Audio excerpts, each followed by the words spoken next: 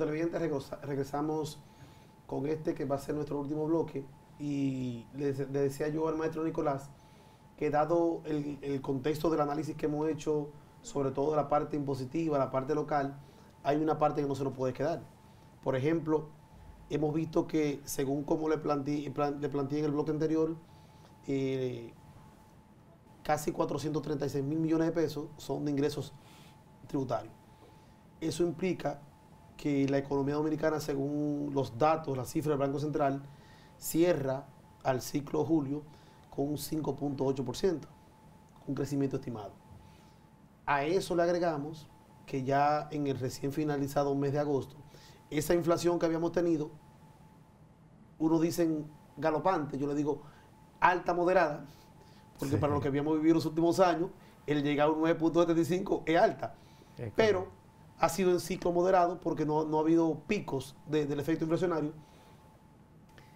Si a eso le agregamos el impacto que ha tenido el efecto ya del mes de agosto, donde se empiezan a sincerizar los efectos de la inflación, sobre todo con disminución en precios de productos de la canasta familiar y disminución en efectos tangibles del sector construcción, ¿cómo perfilamos este cierre de año, este último trimestre, en términos económicos? Ya sabemos que de una u otra forma, esa bujía que se llama turismo, para cierre de año, de una u otra forma, por el tipo de temporada, tiende a disminuir un poco. Se dinamiza.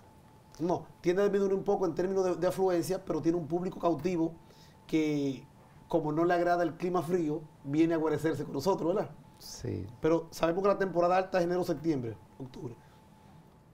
Ese efecto que ha tenido el turismo puede seguir complementándose con el efecto de la remesa siempre y cuando la economía norteamericana no siga el rumbo de la recesión, de la posible recesión que lleva. ¿Cómo perfilamos eso de aquí a diciembre? Asumiendo que si el sector construcción se reencausa, ¿verdad?, se vuelve a dinamizar, le da unos números importantes a la economía dominicana. ¿Cómo te lo percibes? Bueno, Matos, comparto contigo ese análisis respecto a cómo se ha estado comportando la economía. Tú dices que hemos tenido una inflación alta moderada, ya que República Dominicana ha sido uno de los países que ha tenido un comportamiento en los últimos 20 años por encima del promedio, siempre por encima del promedio de América Latina y dentro de los líderes a nivel mundial. Esa inflación de 1.75, si tú analizas el contexto mundial, donde pudiéramos decir que tenemos una inflación producto de los acontecimientos internacionales, pues lógicamente yo, que no soy economista, diría que tendríamos una inflación real interna por debajo del 6%, porque hay un ingrediente externo que es lo que permite que esa inflación esté en esos niveles. Como tú muy bien planteabas, va a haber quizá una disminución de la afluencia a los turistas, aunque también aquellos turistas que viven en los países fríos, en los meses de finales de noviembre, diciembre, enero, vuelve a reencauzarse con el tema de la... Yo le decía a usted que independientemente de tenemos un público cautivo de esa parte, pero hay un gran público que viene de Rusia. Y dada la situación, sí, Rusia y Ucrania. Pero mira, sí, Matos, tú sabes que el turismo nuestro, así como habíamos dicho que nuestra economía es diversa, también el turismo se ha convertido en un turismo diverso. Sí. Ya esas situaciones que se daban en el sector turístico hace unos 10, 15 años, donde tú tenías lo que se llamaba una temporada alta y una temporada baja, ya eso tú no lo ves en estos momentos. Tú puedes tener una disminución en lo que son las ocupaciones respecto a ciertos meses del año, como muy bien planteaba, octubre, noviembre, hay una disminución, pero el nivel de ocupación en nuestro país para esos meses está por encima del 80%. No, y que se ve disminución porque todos esos meses ha sido full. Así la ocupación está a un 100%. Aunque usted baja un 80%, que es muy bueno, obviamente tiene una reducción. Sí, eso es lo que te indica que si, por ejemplo, tú quieres ir a un hotel, tú vas a encontrar habitaciones porque no están en sus puntos picos, pero no es que realmente se dan esas situaciones, lo que era el famoso temporada baja, donde lógicamente esos operadores turísticos tenían que hacer ofertas especiales con el propósito de que los turistas internos de nuestro país fueran a esas instalaciones. Así que yo entiendo que sí, sobre todo, como comentábamos ahorita, viene una disminución, una desaceleración de la economía a nivel mundial que va a impactar República Dominicana.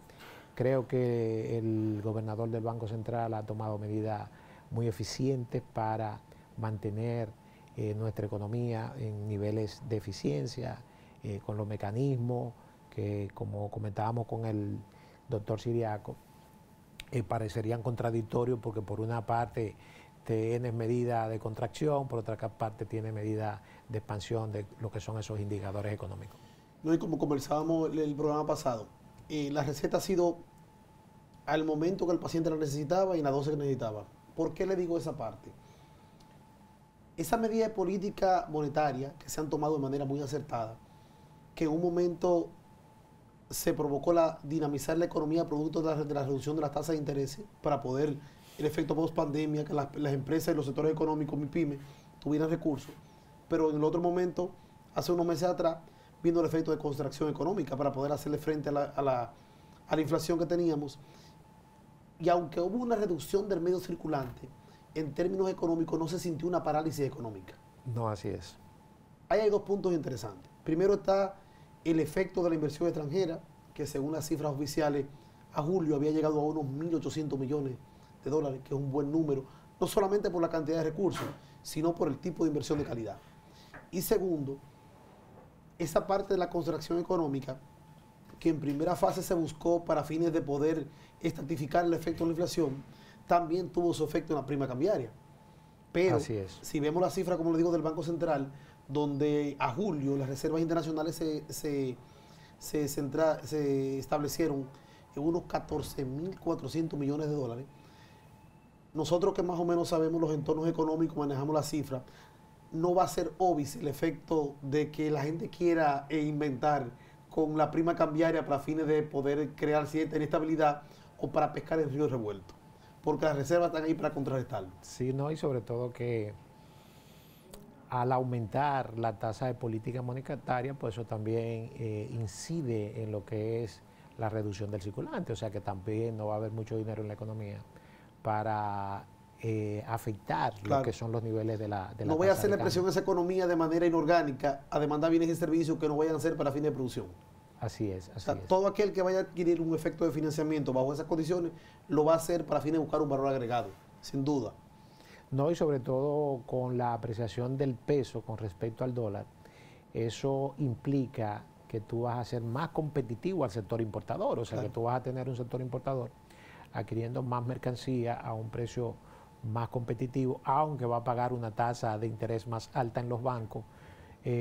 O sea que entendemos que sí, que la economía nuestra va a seguir en el proceso que está, a menos que haya una situación extraordinaria que pudiera afectar ese crecimiento. ¿Se podría esperar, Nicolás, al cierre de año, producto de que nosotros sabemos que ahora viene el abastecimiento de la materia prima, el abastecimiento de los almacenes, un aumento en la tasa cambiaria y de una u otra forma un aumento en la inflación con toda esta medida? Yo entiendo que sí, que eso está dentro de los planes de las autoridades monetarias, de que para los meses de finales de octubre, noviembre y principios de diciembre, la tasa del dólar va a apreciarse. Yo entiendo que unos 3, 4 puntos pudiera ubicarse entre 56 y 57. También para hacer el efecto contrario, o sea, como viene una demanda alta de dólar. Para darle un poquito de oxígeno a esos sectores. Y las reservas están en buenos niveles, quizás para no afectar esa demanda de cara a lo que sería el 2023. Se oxigena un poquito esos sectores que de una u otra forma se le ha mantenido de manera estática hacia la baja el efecto de la prima cambiaria. Exacto, y sobre todo favorecer a aquellos sectores que con la reducción de la tasa del dólar se han visto afectados, como es el sector exportador, zona franca, etcétera, etcétera. Es correcto.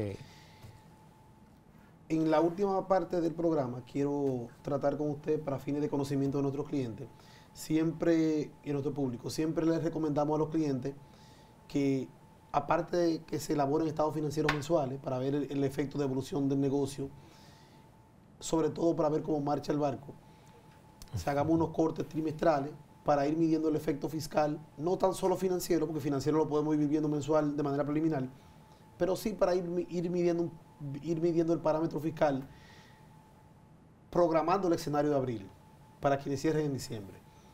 O sea, Ya tú vamos a entrar planteas en el último entonces ciclo del año. que debería presentarse a los clientes lo que sería una planificación fiscal trimestral. Correcto. Para ir monitoreando lo que serían los futuros resultados a final de año y que no le quede o que no le dé por sorpresa cuando haya que decirle cuándo hay que pagar por los resultados del periodo 2022. Sobre todo con lo que usted planteaba ahorita, de que se creía que se tenía un saldo a favor arrastrado del 20 y del 21, que ya desaparece ahora por el efecto de la eliminación que exige la ley. Entonces, correcto. Eso permite replantear las reglas del juego. No, y recordarle también a los contadores que ese impuesto de la amnistía no era deducible. No. Por si acaso alguno lo incluyó también en el 2022. 100% en el 2021, perdón. 100% impugnable según el 288 literal D. Así es. Bueno, mire, hay una parte para terminar, Nicolás, que la estuvimos hablando con el licenciado Luis Malcún, la estuvimos hablando con el maestro Antonio Siriaco, y es el efecto que va a tener producto de la misma situación Rusia-Ucrania a lo externo, pero poco hablamos de lo que está pasando con nuestro vecino del lado. Y si bien es cierto, nos está haciendo daño en términos económicos y nos va a hacer daño ese efecto desacelerador de la economía, a la medida que nuestros vecinos del lado sigan con esa inestabilidad, va a seguir restringiendo más el medio comercial entre nosotros. Y eso implica que hay un comercio muy activo, muy fuerte, que usted sabe que se hace vía nuestro vecino país de Haití, que si las condiciones no siguen dadas, eso va a ir en detrimento de la economía de nosotros. Es correcto. Mira, tú sabes que el presidente de la República estuvo o está en Estados Unidos, retornaba creo que hoy o mañana. Y el tema principal que llevó el presidente Luis Abinader al Congreso de los Estados Unidos, al mismo presidente de los Estados Unidos, es el tema de Haití, porque ciertamente la situación de Haití es sumamente preocupante y en adición al pueblo haitiano, los más perjudicados somos los dominicanos, ya que tenemos un riesgo sumamente fuerte, latente, con ese sistema de inestabilidad que hay en nuestro vecino país. En términos de seguridad y en términos de comercio. En términos de seguridad y en términos de comercio. Lógicamente que en la medida que se mantengan esos conflictos en Haití, eso va a mermar lo que es el comercio binacional. Exactamente, que se hacen en diferentes pueblos de la frontera. Entendemos que la comunidad internacional debe hacer caso a los reclamos que está haciendo en estos momentos el presidente de la República, porque indiscutiblemente Haití necesita un acompañamiento. Ciertamente la MINUSTAH, que fue un organismo creado para crear estabilidad en Haití, al final quizás no rindió los resultados que se esperaban, pero en términos macro de lo que es estabilidad social, ese brazo armado de la OTAN cumplió su rol, porque durante ese periodo Haití estuvo socialmente estable. Sí, una claro vez salen la MINUSTAH de Haití... y de una u otra forma con un crecimiento activo en términos económicos. Así es. Fíjate lo preocupante que es la situación haitiana, que a más de un año del asesinato del presidente Jovenel Moïse todavía no se han procesado, todavía no se sabe con exactitud quiénes son los autores intelectuales. No, y cada vez más se desvanece el efecto de estar con el culpable bajo las mismas condiciones que se producen. Correcto, y cada día más esas bandas que hay, paramilitares, porque son paramilitares, toman más control de lo que es el territorio haitiano. Y sobre todo, que en la medida que esas bandas y esa delincuencia se fortalecen en Haití, pone en mucho mayor riesgo lo que son las zonas fronterizas de nuestro país. Por eso el presidente Luis Abinader emitió un decreto en el cual impedía que esos participantes en esas bandas paramilitares pudieran ingresar a la República. Una medida muy acertada. Así es. Nosotros como país, aunque sigamos garantizando seguridad alimentaria, entiendo que debemos de seguir creciendo hacia lo externo y buscar otros nichos, otras fuentes de mercado, porque ese efecto de diversificación nos va a ir disminuyendo el factor riesgo y nos va a ir dando más apertura en otras economías para fines de no depender directamente tanto de ese comercio interno. Así es. Amigos televidentes, para nosotros ha sido un verdadero placer volver a estar con ustedes. Como cada domingo, sintonícenos de 4 a 5 de la tarde por televisión. Será hasta la próxima semana. Dios los bendiga.